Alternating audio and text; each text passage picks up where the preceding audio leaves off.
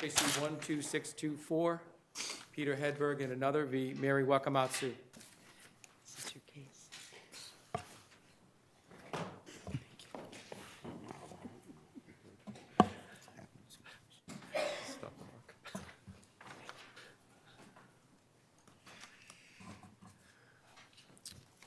Mr. Jones, good morning. May it please the court, Patrick Jones for the Hedbergs, the appellants in this case. A medical student assisting at surgery, stationed at the patient's left lower extremity, discloses to the patient during rounds 1 day later probative facts that help explain the patient's left lower extremity injury. He does so in these words: "We had difficulty positioning. I may have been leaning against the leg." Years later, at discovery and trial, the medical student has complete memory failure, but doesn't deny this statement. The lower court excludes the statement, finding that the medical student is not the agent of the attending under 801 D2D, and that the witness is not available for purposes of admitting a statement against interest under 804A3 and 804B3. I wish to address unavailability first. The loss of memory here renders the witness unavailable for purposes of the hearsay rule and admission of a statement against interest under 804A3 and 804B3, and this court should so declare. So what do you say about the issue when you're dealing with 804A unavailability? Yes. As a preliminary question of fact, Yep. upon which admissibility depends. What do you say about whether a lack of memory means testifies to a lack of memory or actually has a lack of memory? Because we don't have a United States Supreme Court case on this under the federal rules. Obviously, we haven't adopted this yet in Massachusetts. So let's just say, okay, you're right. Unavailability should be grounds, lack of memory should be grounds for unavailability under 804A. Right. How do we know what that unavailability means? Does it mean I don't remember, or I testify to I don't remember? I think all that can be said in this case is that there is testimony that the witness does not remember. Isn't that part of the problem? Is that there's no voir dire, there's no determination? We don't know what to make of that, or as to whether or not the law of unavailability for lack of memory should be either testifying to you don't remember or actually a voir dire to determine whether there's feigning lack of memory. Well, I don't think that there should be a distinction, of course, between feigning and lack of memory, and that's the point that brings us here today. And I argue that... Well, that's not true, because we're not dealing with prior inconsistent statements and feigning lack of memory. If you're correct and we should adopt unavailability because you have a lack of memory, then we have to decide whether testify to lack of memory or that somebody actually has a lack of memory. Well, respectfully, all that we have here is a medical student testifying that he has a lack of memory but does not deny that this occurred. I think the inference there is that he doesn't have a lack of memory, or he wouldn't have testified to that. I think that the critical issue here, Your Honor, respectfully, is that either way, whether feigned or legitimate, it prohibits that admission of evidence that courts are looking for, that is important, that is probative, that's prescient, that's fresh, that is first person at ground zero where this injury occurred.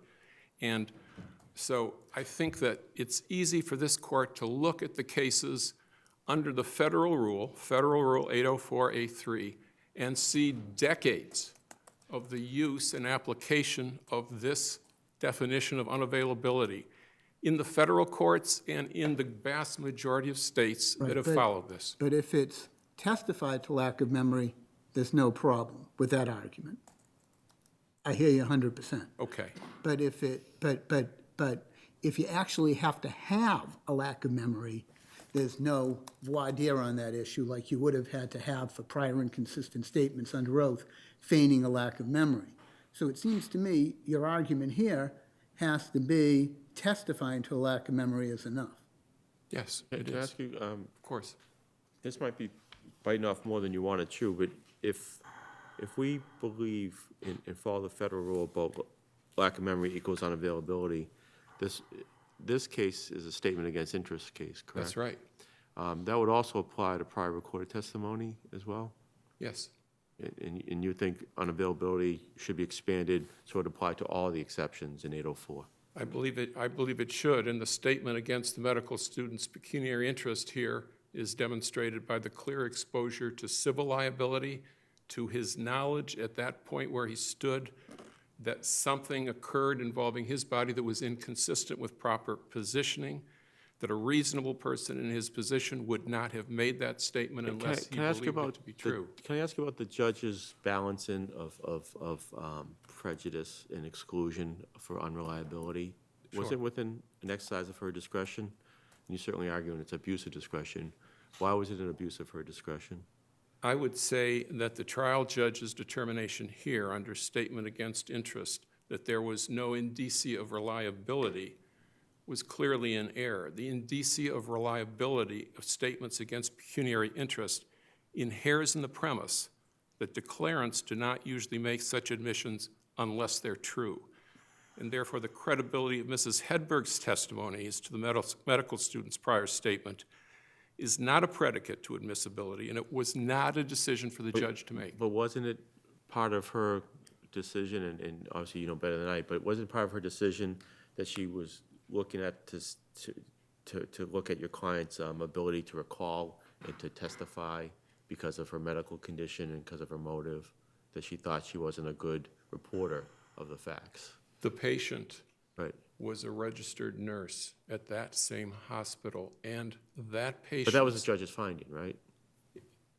It was her finding, and to do so, to get there respectfully, Justice Casiano, she had to take a medical condition, and that medical condition was PTSD and depression, and put this statement in the context of a dream. That is to say that the patient had invented this. Isn't your better argument, though, that this has nothing to do with admissibility?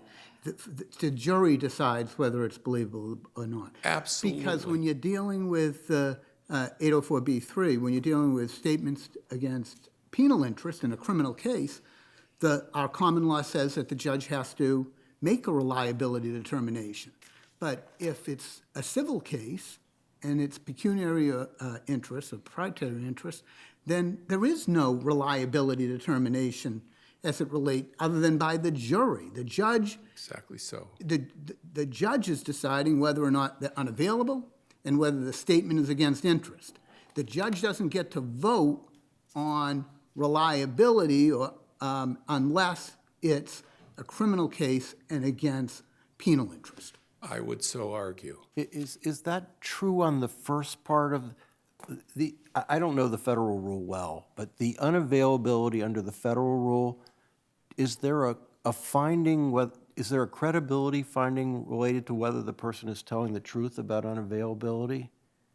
Not that I saw when I read those cases. The unavailability could be for feigned lack of interest, a lack of knowledge, or it could be for total exhaustion of memory. But the court looked not to the actor, but to the testimony that was missed by virtue of this and allowed it in once they made the determination that that testimony was unavailable. So there isn't, and again, back to Justice Lowy's original question about is testifying enough, or is there, there isn't a judge making a credibility finding about whether the person is lying about their lack of memory or not, that they don't do that in the federal system. It's a question, not a rhetorical one. I'm not sure I have the precise answer, but based on what we saw when we looked at this issue across the federal jurisdictions, we didn't see that distinction.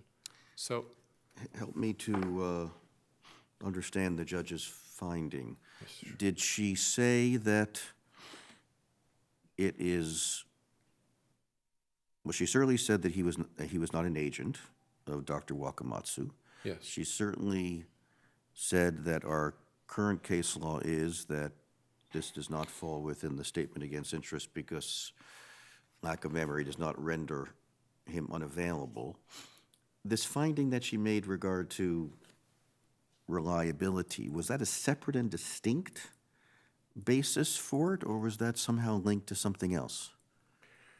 I viewed that respectfully, Your Honor, as piling on at the end. When she made her decisions, she listed all the different ways, but she said, I don't think it's reliable because it has no indicia of reliability. She didn't specify what the lack of indicia of reliability is. In our brief and in the amicus briefs, there are long lists of what the reliability was. This patient was unconscious and sedated during surgery. She would have had no notice that this medical student was at her left lower extremity.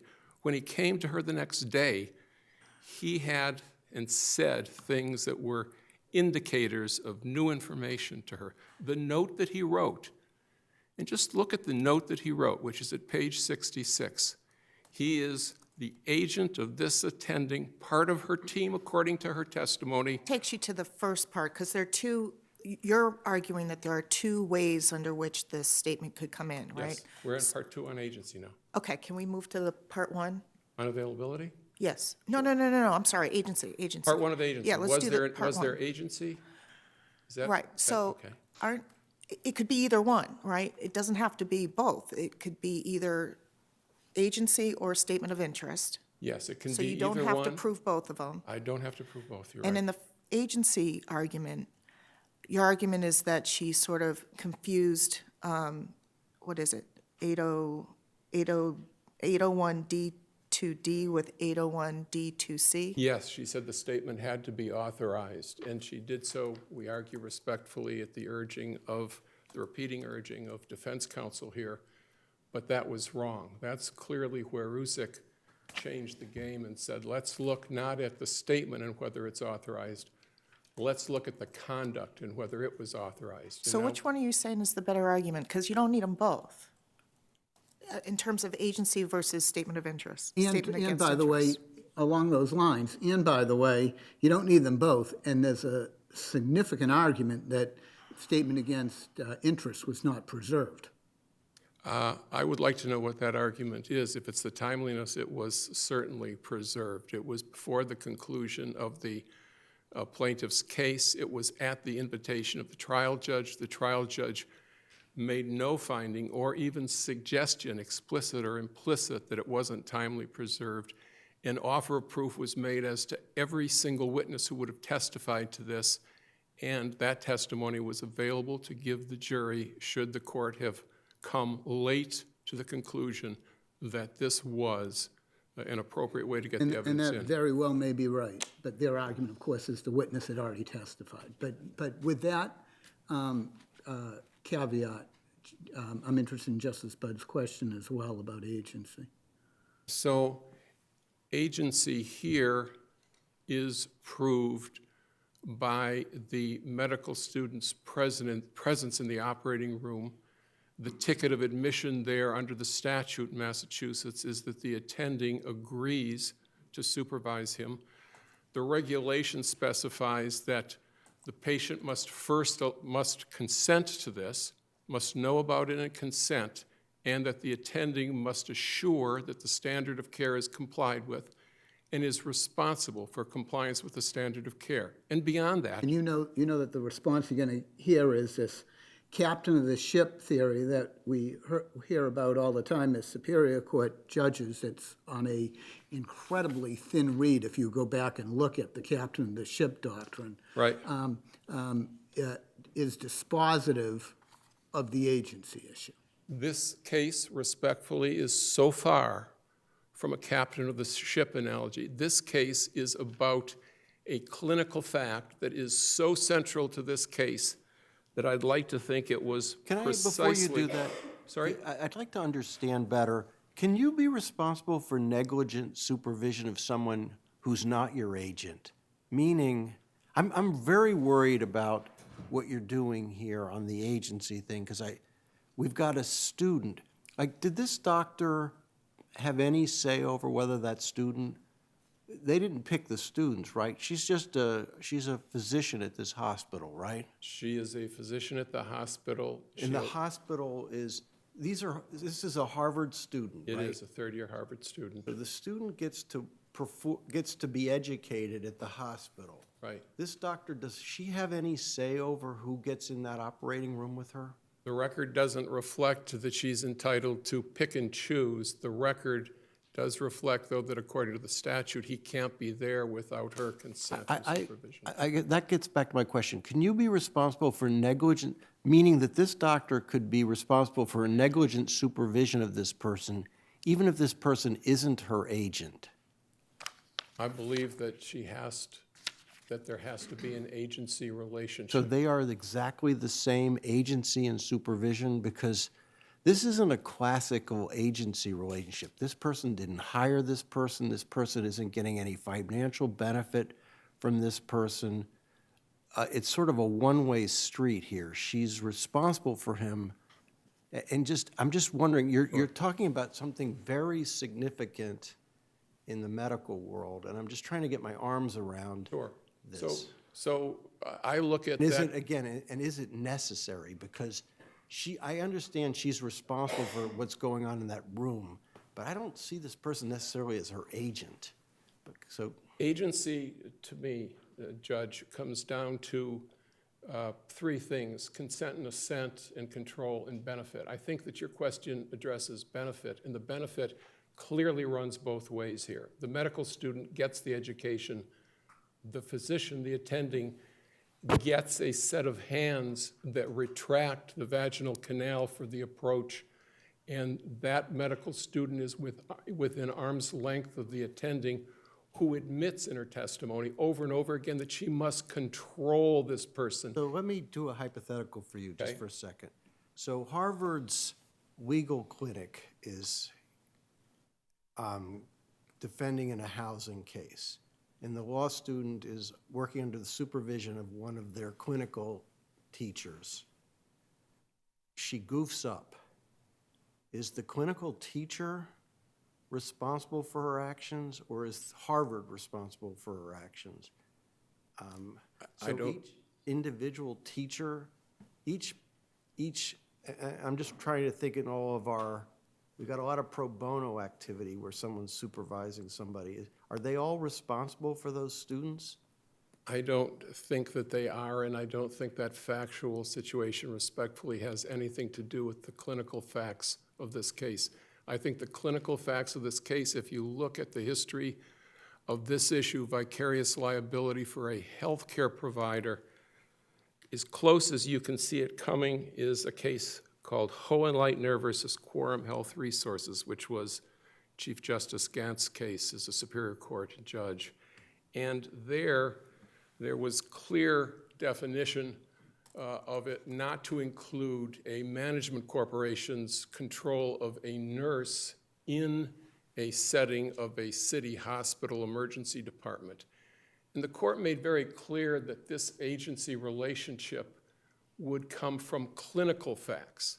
And the clinical facts of this case, once you get to this can be agency under benefit, control, and assent and consent, is that the student agrees that he is under her control. She agrees that she controls him. She can reach out and touch him. If he is leaning against, she must stop it. She is responsible for that. And I get it, she's responsible for negligent supervision because this student is in the room, but I just don't know if she's her agent. But I again, guess the way I would ask that question that Justice Kafka is asking is this.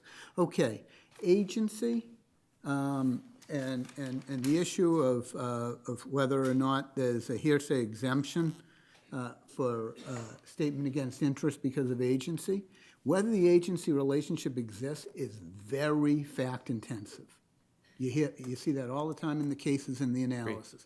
I agree. Very fact-intensive.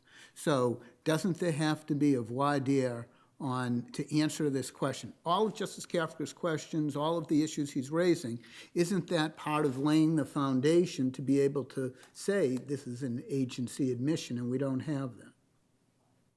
I believe that you do have that in this record where the testimony. Before the judge, that the judge had. Yes, yes, Okay. yes. You have, You had a recitation in the briefs of all the testimony from the defendant doctor.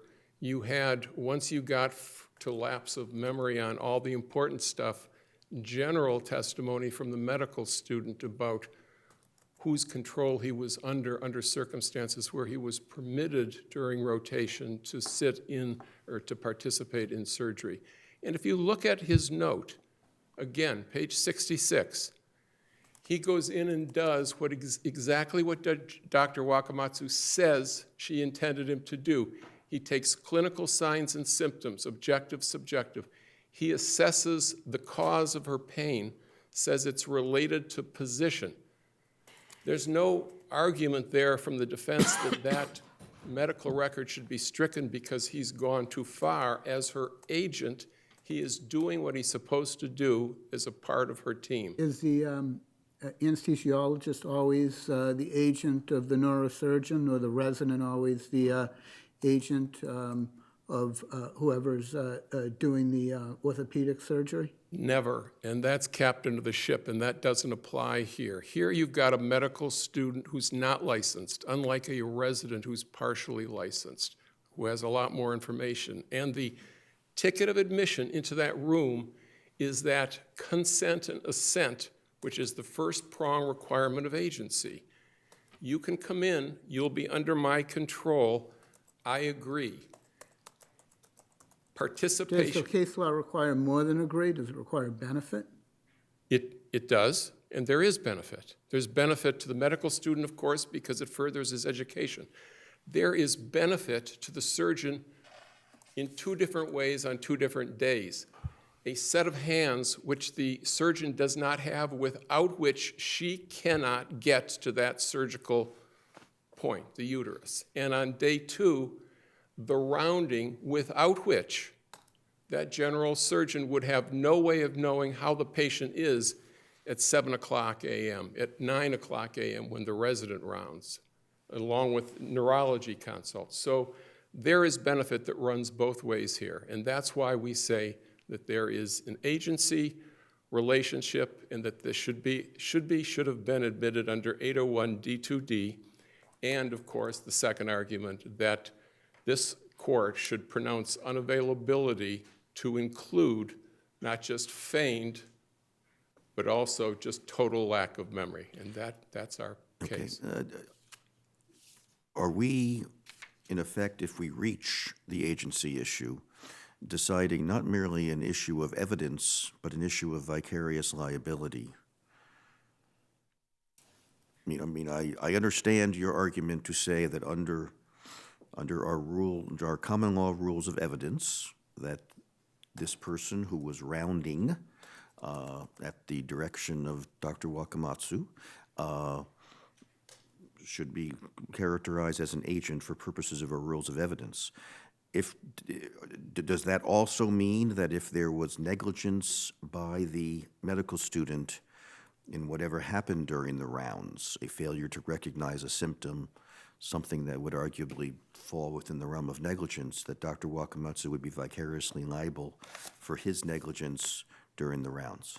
I was about to say yes, and then I focused on your question dealing with rounds. I think I'm speaking only of rounds. Yes, What goes on so- within the operating room, I understand, is her responsibility. I don't think so, Judge. I do not believe that that would admit to vicarious liability. So is it the view that the meaning of agency under this rule may be a different rule of agency than we apply for vicarious liability? I don't think so if we're back in the operating room. I'm speaking only of the only issue is whether or not what occurred during the rounds was within the realm of agency. So put aside what occurred in the operating room. That I know is the basis for your theory of negligence. I'm referring only to concerns of what, if we do what you want as to agency, are we saying that the physician is vicariously liable for the negligence of a medical student who is doing rounds at the direction of the doctor? Yes, under these specific clinical facts, yes. Even during what occurred during the rounds? If there had been a negligent failure of the medical student to recognize a symptom, which caused injury, would the doctor then be vicariously I don't liable for believe that so, negligence? but those are not the facts of this case. Okay, And I'm here arguing the facts of this case which drive this court's decision because it can't be any more probative or central to this case. Right, I'm trying to explore the consequence of an agency determination, because I understand it is one thing to say the consequence is that this evidence comes in. It is another thing to say that the consequence of it is that a medical doctor is vicariously liable for the conduct of a medical student that occurs in the absence of the doctor. That's what concerns me. And how do we say it's agency for one but not agency for another? I think by clearly enunciating a standard under particular clinical facts of this case, this court will have no problem with that.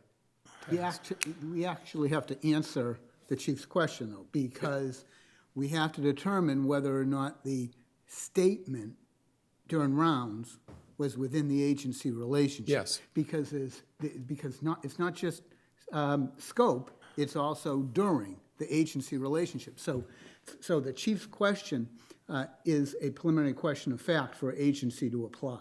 Yes, and I understand that, and my answer would be that was within the time and the scope of the agency. In other words, if it relates to what was happening in the operating room the day before, if it relates to a complaint of left lower extremity pain, 9 out of 10 to palpation and paresthesia, if the medical student is allowed on behalf of the doctor to write in a note that's admitted in evidence, this is secondary to positioning during surgery, then it seems to me that under those clinical facts, the medical student is entitled to say what he knows about that. He was there, he was at that extremity, he said, leaning against it. Okay, I'm not sure if I know you say we'd have no trouble with that, but so far I'm still having trouble. So help us. What you are saying is, and let me draft the opinion that you would want us to draft, okay? That you're saying that the fact that we conclude that there was an agency relationship during the rounds which justifies the admission of what Mr. Stevens said against Dr. Wakamatsu does not mean that we are finding that a doctor is vicariously liable for what occurs in rounds in her absence. The reason we can draw that distinction is because, and you can finish the sentence Because first. here the statement related specifically to the conduct in the surgery the day before when there was agency, and it carries forward because the medical student is authorized and controlled by the physician, the attending, at least in this way. You find out what the objective, subjective complaints are, you draw a distinction. And if you walk this medical student up to that line and stop and say, but you may not tell the patient what the factual cause of that is, imagine that result. Imagine public policy endorsing that. That can't be a good thing. That is basically saying you've got agency over here when I can control you. You've got agency when you go the next day to say you've got incredible pain. Everyone thinks it's positional in relation. I was the guy at that ground zero. I was leaning against it. And look, leaning against it only... Anything he says about what happened in that operating room, he's acting as an agent? Anything he says? If it's a clinical fact... Even if he doesn't know what he's talking about? I mean, you know, they performed a blankety-blank on you, which is totally the wrong thing they did. I mean, he's a third-year medical student. Does that mean that any commentary about that is an agency commentary? Even though he's supposed to be asking how she's feeling and just reporting what she says. 3 days later, and the surgeon who did the heart surgery is not there. If we can just add that to Sure. Justice Kafka's question. Sure, that's obviously not during the time the agency existed. So, and of course, you're saying that all that you really care about is his statement of what he did, not his opinion as to the Absolutely. as to the Medical quality of the negligence ca- surgery. Medical negligence cases are for experts to opine on the standard of care, that it was breached and what the damage was. Okay, so so you're saying that if during the course of those rounds, which I know did not occur, she had provided information regarding her condition, which would have triggered a recognition of a problem that would have required a procedure, and he did not write it down, and therefore the procedure did not happen, that you're saying that our finding of agency here does not mean that the doctor is liable for that failure to record critical information furnished during rounds. That would be my position, yes. Okay, thank you. Thank you. Mr. Sullivan. Thank you, Your Honor. Good morning, may it please the court. My name is Brian Sullivan, and I, along with Rebecca Cobbs, represent Dr. May Wakamatsu. I'd like to start with the Chief Justice's inquiry regarding a distinction if there were a finding of agency. I was, through whatever ability, meager ability I have, unable to find a distinction between those. And looking at the basics of the exception for statement of an agent, if, in this case, the medical student were found to be an agent at the time of both the surgery and the later visits with the patient during rounds, and there is a distinction I'd like to get to on that. At least under current law, as I understand it, if he makes a statement, that's a question of admissibility, but if he's acting as an agent at the time, in the course and scope of the agency, there is vicarious liability, at least under the current law. So how to craft the distinction, as the Chief Justice is asking, would seem to be at best challenging from our perspective. Aren't you just saying that the substantive law of agency is going to determine whether or not somebody's an agent under the 801 D2D? Well, I was struggling with that, and I think if we first come to the question of whether or not someone is an agent, that's really the fundamental first question that needs to be asked. And in this case, Judge Brieger found the answer to that question to be no. And on that point, when she found, and there are several places. But didn't she answered the easier question. She didn't answer the harder question, right? Well, I think she answered the logical first question, Your Honor, respectfully. It's necessary to determine whether or not there's agency. That's the first. She's in the wrong box. She's in the 801 D1 2C box. And if I may address that, Your Honor, I'd say a fair reading of the record would say that that is not the case. The judge's rulings were made after several days of argument and sequential briefing on this issue. The judge, when she made her ruling, specifically said, I have read the law and I've read the cases. She goes on to find that the student was not an agent, and I'd suggest what the record shows is the judge is appropriately addressing other potential avenues of admissibility. And the judge emphasizes with the word later that she's talking about statements later. So the first instance, she's indicating that this medical student was not an agent in the operating room. She then goes on to say, and I believe it's page Record Appendix 2-152, she then goes on to say, perhaps operating under the supervision in the operating room, and then distinguishes the later statements. So I think in fairness to the judge, who indicated she read the briefs, she read the law, she is appropriately addressing, first, not an agent to begin with. Even if he were an agent, for hypothetical purposes, that's the operating room. The later statements, when he's also not an agent, were not specifically authorized. So the judge, I would suggest, is appropriately considering not only 802D, but also subsection C, which would be, regardless of agency, if a specific statement is authorized, it is potentially admissible. I'd say that that's the fair reading of the record, especially given the fact that these briefs went in starting the week before trial, during trial.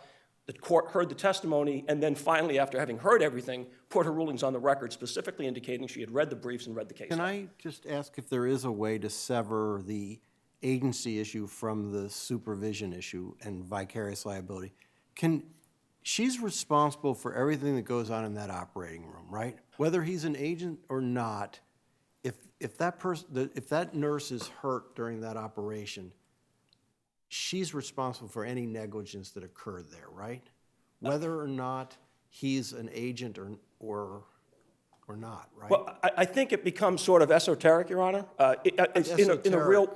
Sorry. It's not esoteric in the sense that if they goofed up That's my first question. I'm just trying to understand, because I'm very nervous about the agency relationship with a student, but at the same time, I do read that statute as putting this responsibility on her for everything that's going on in the operating room. But am I misreading that? Well, first, with respect to the statute and the regulation governing medical students, Your Honor, my understanding is that it is actually, I would actually suggest that the need for the statute demonstrates that there's not an agency relationship.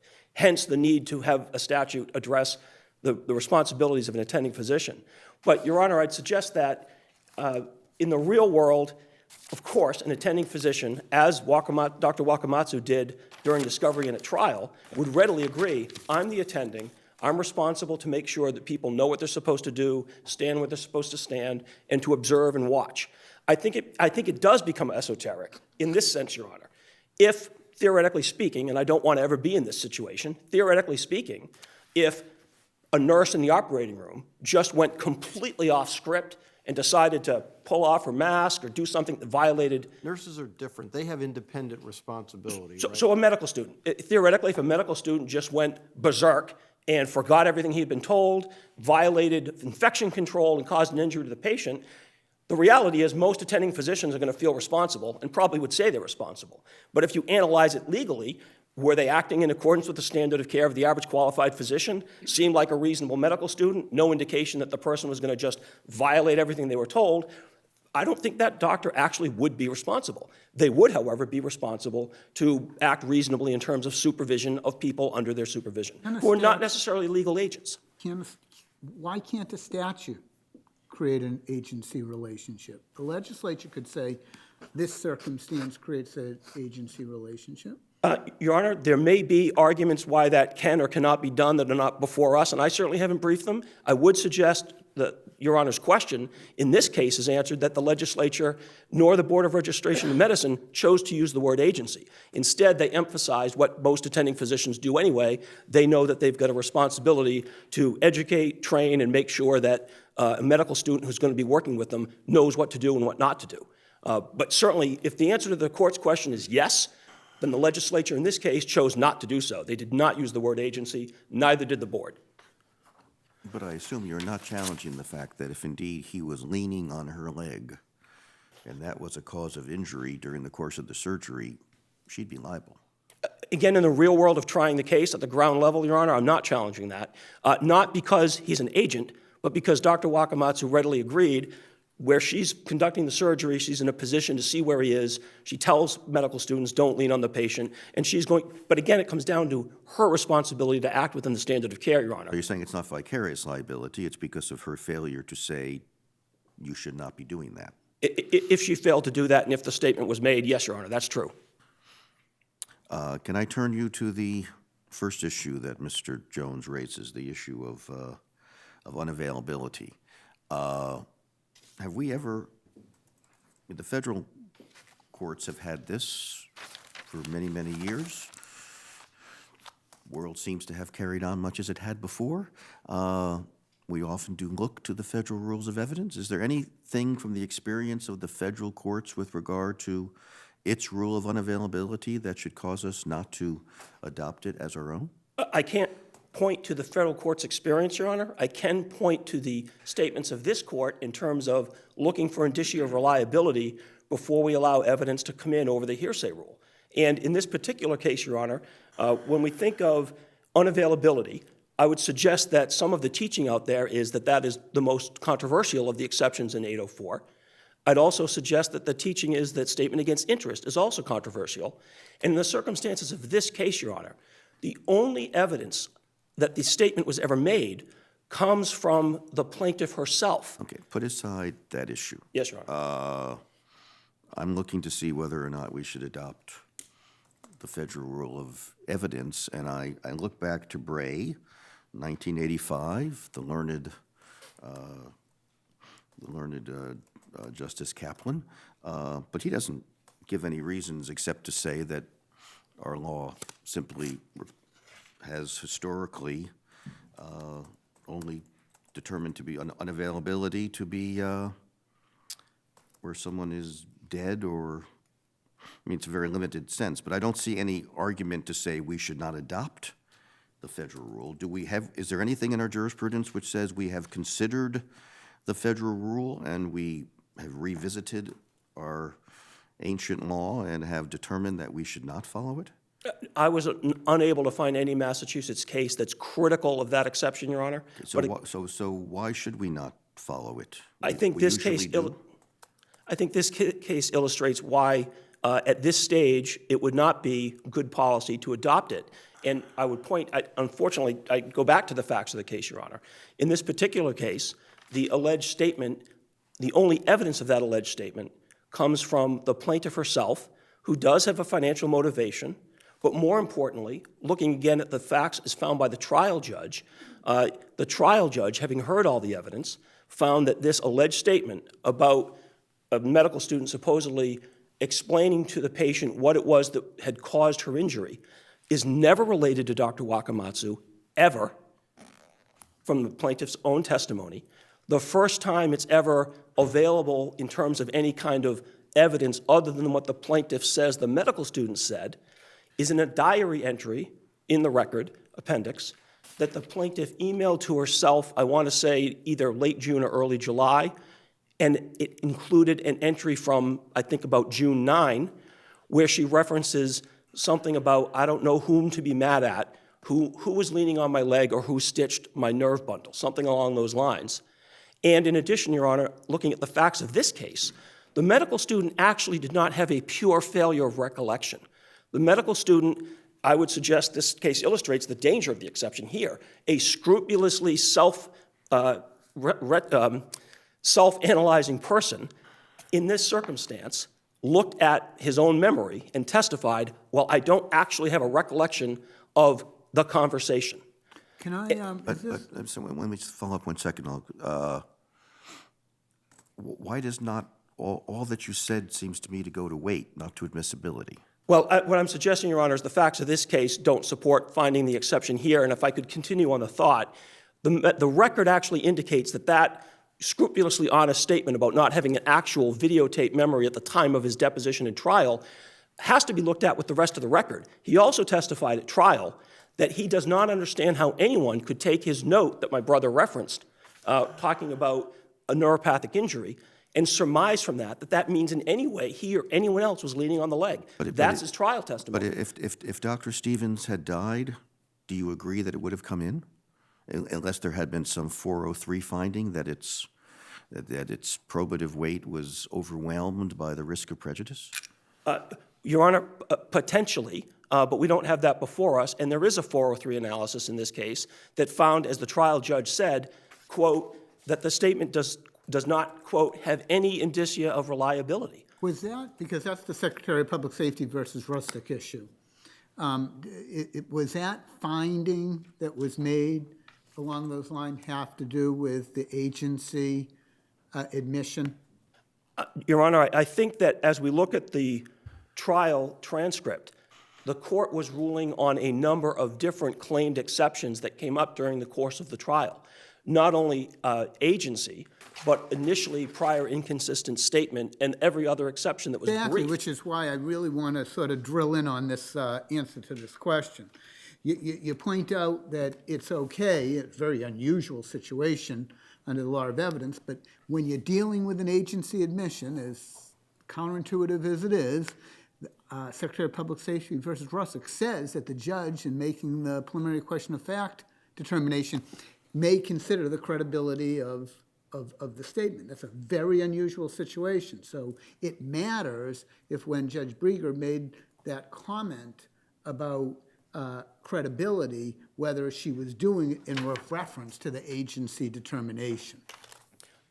Your Honor, it's not clear. However, again, she was dealing with various exceptions, and I understanding and respecting the court's comments about the difference between criminal and civil law, I still would suggest that this court is appropriately considered with ensuring that statements are reliable and that there's some indicia of reliability that they were actually made before they are presented to the jury. And I also believe, and I could be wrong, that 403 is always in play. And so the judge appropriately weighed the credibility in this case. But 403 does not make the judge the gatekeeper of reliability. 403 speaks about the risk of unfair prejudice. What would be the risk of unfair prejudice that would arise from the admission of what she said? The court's comments, Your Honor, were directed to whether or not this statement had any indicia of reliability to come into evidence in the first place, and the court presumably weighed factors, as I started to lay out, including that the only evidence was coming from the plaintiff herself. Of course, that but the only, I mean, there was nobody else in the room, so who else is it going to come from? Except for it's either going to come from the medical student or from her. Your Honor, it could have been relayed to Dr. Wakamatsu around the time it was said instead of 3 or 4 years later, and perhaps this, if it were being said, which of course we deny, based on the medical student's testimony, that he doesn't even understand how his record could be construed to indicate that he ever was leaning on the leg. That analysis took all those factors into account. And Your Honor, I can see the yellow light. If I may make one further point before I fail to recall it, whatever else the court decides in terms of the record in this trial, the trial court also went on to determine that under Section 79L, the statement was made only as a posture of trying to commiserate and therefore ought to be excluded. Now, the court said she found that 79L did not apply to medical students. However, presumably what the court was saying is, if for some reason the student were an agent, which again the court found he was not, under that statute, you then must look to 79L.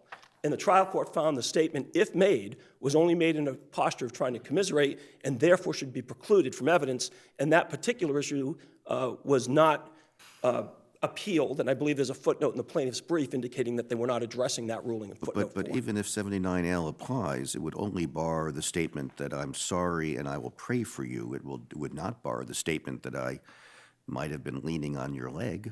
The trial court found it to be only made in a statement of, in a posture of trying to commiserate, Your Honor. And actually, the speculative nature of this... Has it ever been interpreted to refer to statements as to what a doctor or anybody else did, as opposed to, I'm sorry for your trouble? Well, I do not believe 79L has actually been construed to any great extent, Your Honor, but the statutory language is clear. Statements of commiseration don't come in under any circumstances, and that's what the trial judge found this to be made. That part, and the trial judge found that also, that this is a statement of commiseration, the statement of I may have been leaning on your leg?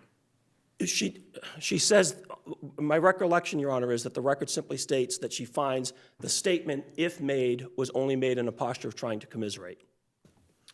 I have one last question. So the proposed Massachusetts Rules of Evidence, which are may be considered as advisory, advocate adopting lack of memory.